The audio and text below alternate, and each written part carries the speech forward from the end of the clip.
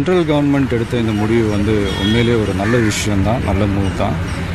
கண்டிப்பாக இது வந்து உண்மையிலேயே நம்ம நாட்டுக்கு ஒரு தேவையான, ஒரு துணிச்சலான, வரவேற்கக்கூடிய ஒரு முயற்சி தான்.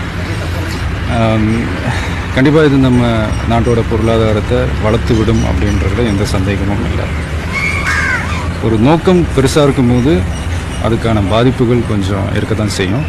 ஆனால் என்ன ஒன்று, அந்த பாதிப்புகள் வந்து அந்த நோக்கத்தோடு அதிகமாகிடக்கூடாது அப்படின்றது தான் நம்ம பார்த்துக்கணும். சில விஷயங்கள் நம்ம தவிர்த்துருக்கலாமோ அப்படின்ற ஒரு சின்ன ஃபீல் தான்.